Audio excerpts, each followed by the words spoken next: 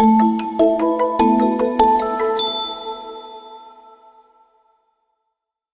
गांव में एक बूढ़ा किसान रमेश और उसका जवान बेटा अर्जुन रहते थे। रमेश की उम्र हो चली थी, लेकिन उसकी आंखों में एक चमक थी जो उसके भीतर छुपे एक रहस्य का संकेत देती थी। एक दिन रमेश ने अर्जुन को बुलाया और कहा, बेटा, अब समय आ गया है कि तुम हमारी विरासत के बारे में जानो। अर्जुन ने चौंक कर पूछा, कौन सी विरासत, पिताजी? रमेश ने मुस्कुराते हुए कहा, वह विरासत जो हमारे परिवार की पीढ़ियों से चली आ रही है। उसने एक पुरानी धूल से भरी किताब निकाली और उसे अर्जुन को थमाया। यह किताब तुम्हें हमारे खजाने तक ले जाएगी, लेकिन ध्यान रहे, हर पन्ने पर एक नया रहस्य छुपा है। अर्जुन ने किताब खोली और पहला पन्ना पढ़ा। पहला सुराग वही मिलेगा जहां पानी बहता है। अर्जुन ने सोचा और फिर नदी की ओर दौड़ पड़ा।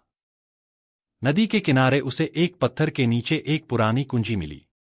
वह वापस आया और अपने पिता से पूछा, पिताजी, यह कुंजी किस चीज की है?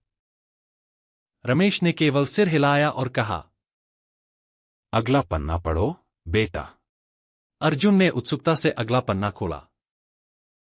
कुंजी का ताला वही है जहां सूरज छिपता है। वह समझ गया कि उसे पश्चिम दिशा में जाना है। उसने अपने साहस को समेटा और जंगल की ओर चल पड़ा।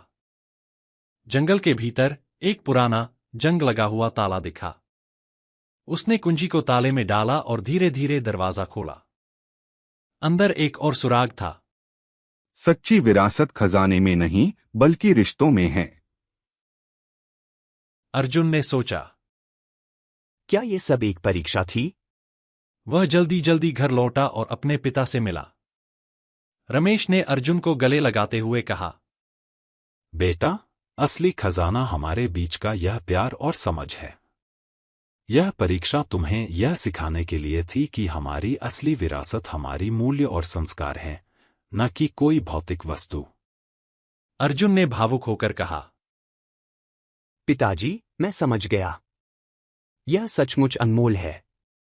रमेश ने मुस्कुराते हुए कहा, अब तुम तैयार हो, अर्जुन।